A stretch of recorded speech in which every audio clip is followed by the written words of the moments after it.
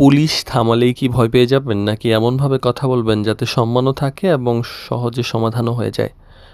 অনেক সমস্যা শুধুমাত্র কথা বলার ধরনেই কিন্তু বোঝা যায় যে এটা আসলে এই সমস্যা সমাধান হবে কিনা। পুলিশের ক্ষেত্রেও কিন্তু তাই। তো রাস্তায় দায়িত্ব পালন করতে গিয়ে পুলিশের সঙ্গে কথা বলার প্রয়োজন হতেই পারে। তখন উত্তেজিত বা ভীত না হয়ে ভদ্র, শান্ত এবং সহযোগিতাপূর্ণ আচরণ করাই কিন্তু পেশাদারিত্বের পরিচয়।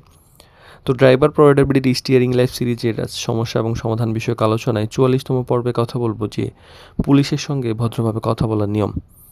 তো প্রথমে শান্ত এবং সম্মানজনক আচরণ করুন। পুলিশ যখন আপনাকে থামাবে, কোনো কারণে একটা থামিয়েছে, তো ডেফিনিটলি আপনার যখন ডকুমেন্টস থাকবে আপনার ভয় পাওয়ার তো কিছু নেই।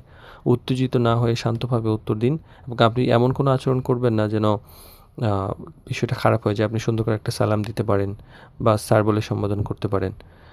আর প্রয়োজনীয় কাগজপত্র অবশ্যই প্রস্তুত রাখুন। লাইসেন্স, গাড়ির কাগজপত্র, প্রয়োজনীয় নথি এমনভাবে রাখুন যেন চাইলেই দেখানো যায়। আর কাগজগুলো খুঁজে অস্থির না হয়ে আগে থেকে গুছিয়ে রাখুন। এটা সবসময় এমনভাবে রাখুন, কয়েকটা কপি করে রাখুন যেন যেকোনো পরিস্থিতিতে বের করা যায়। আর তর্ক না করে অবশ্যই ব্যাখ্যা দিবেন। কোনো তর্কে যাবেন না, বিতর্কে যাবেন না। কোনো সমস্যা হলে ভালো করে ব্যাখ্যা দিবেন, ভালো করে আলোচনা করবেন যেন ওনারও সম্মান বজায় থাকে, আপনারও সম্মান বজায় থাকে। স্যার, আমার জানা মতো বিষয়টা এমন হয়েছে, এইভাবে ব্যাখ্যা করবেন সম্মানের সাথে, যেন উনি আপনাকে অপমান করতে সাহস না করে। আর নির্দেশনা মেনে চলুন। পুলিশ আইনসম্মত নির্দেশনা যেসব দেয় সেগুলো অবশ্যই মেনে চলা উচিত। কোনো বিষয়ে আপত্তি থাকলে আপনি যথাযথ উপায়ে জানাতে পারেন। সামনে ঘটনাস্থলে তর্ক না করে আপনি আইনি প্রক্রিয়া অনুসরণ করুন। প্রয়োজনে ডকুমেন্টস রাখুন। আর নিজের সম্মানটা বজায় রাখা দরকার। যে ভদ্র হওয়া মানে যে দুর্বল হয়ে যাওয়া, ব্যাপারটা এমন না। শান্ত, সংযত, সত্যবাদী আচরণে কিন্তু পেশাদার ড্রাইভারের পরিচয়।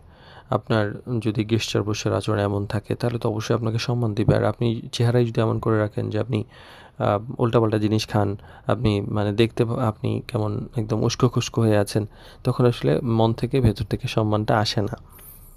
তো ভদ্র এবং শান্ত আচরণ অনেক জটিল পরিস্থিতিকে কিন্তু সহজ করে দিতে পারে। আইনকে সম্মান করুন, নিজের অধিকার সম্পর্কে সচেতন থাকুন এবং সবসময় পেশাদার আচরণ বজায় রাখুন। কারণ একজন ভালো ড্রাইভারের পরিচয় শুধু স্টিয়ারিংয়ে নয়, বরং তার ব্যবহারেই প্রকাশ পায়।